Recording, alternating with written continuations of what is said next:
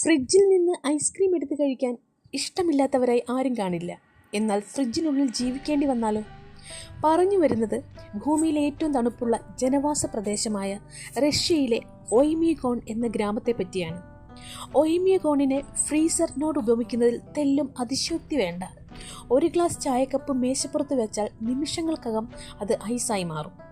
അവിടുത്തെ താപനില -71.2 degree Celsius വരെ താഴാറുണ്ട്. ശൈത്യകാലത്ത് ദിവസത്തിൻ്റെ 21 മണിക്കൂറും ഒയ്മ്യഗോണിൽ ഇരുട്ടായിരിക്കും. തണുപ്പ് വർദ്ധിക്കുന്നതോടെ വീടുകൾക്കുള്ളിൽ പവർ ജനറേറ്ററിൻ്റെ സഹായത്തോടെയാണ് ഇവരുടെ ജീവിതം. വാഹനങ്ങളുടെ എഞ്ചിൻ ഓഫ് ആകുന്നതിനാൽ അവ നിരന്തരം പ്രവർത്തിപ്പിക്കുന്നു, അല്ലെങ്കിൽ ചൂടുള്ള ഗാരേജിൽ സൂക്ഷിക്കുന്നു. ചിലരാകട്ടെ ഇതിനകത്ത് താമസിക്കുകയും ചെയ്യും. അതിശൈത്യകാലത്ത് ആരെങ്കിലും മരിച്ചാൽ മൃതദേഹം സംസ്കരിക്കാനുള്ള കുഴിയെടുക്കാൻ ദിവസങ്ങളോളം വേണ്ടിവരുന്നു. മാംസാഹാരം മാത്രമാണ് ഇവിടെ ലഭിക്കുകയുള്ളൂ. കടുത്ത തണുപ്പായതിനാൽ ധാന്യങ്ങളും പച്ചക്കറികളും ഇവിടെ വളരില്ല. പുറത്തുനിന്ന് വാങ്ങിയാലും അത് പ്രയോജനത്തിലാവില്ല. വിവിധതരം മത്സ്യങ്ങൾ, റെയിൻഡിയറിൻ്റെ മാംസം, കുതിരയുടെ കരൾ എന്നിവയൊക്കെയാണ് ഇവിടുത്തുകാരുടെ ഇഷ്ടവിഭവങ്ങൾ.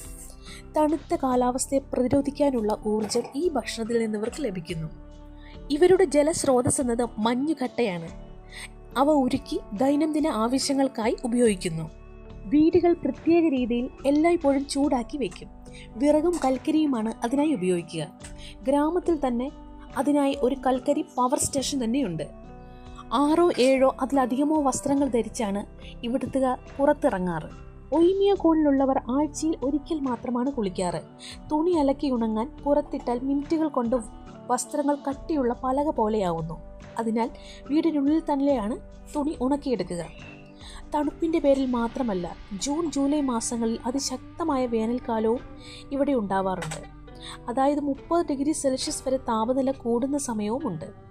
എന്നാൽ ഈ ചൂട് വേഗം മാറി വീണ്ടും ഒയ്മ്യഗോൺ ഫ്രീസറായി മാറുന്നു. -52 ഡിഗ്രിയിൽ താഴെ താപനില വന്നാൽ സ്കൂളുകൾക്ക് അവധി പ്രഖ്യാപിക്കുന്നതാണ്. അവിശ്വസനീയമായ തണുപ്പിനെ പുഞ്ചിരിയോടെ നേരിടുന്ന ഒയ്മ്യഗോണിലെ ജനത ലോകത്തിന് ഒരു അത്ഭുതം തന്നെയാണ്. അവരുടെ അതിജീവനം അഭിനന്ദനാർഹവുമാണ്. വീഡിയോ ഇഷ്ടപ്പെട്ടാൽ ലൈക്ക് ചെയ്യാനും ഷെയർ ചെയ്യാനും സബ്സ്ക്രൈബ് ചെയ്യാനും മറക്കരുത്.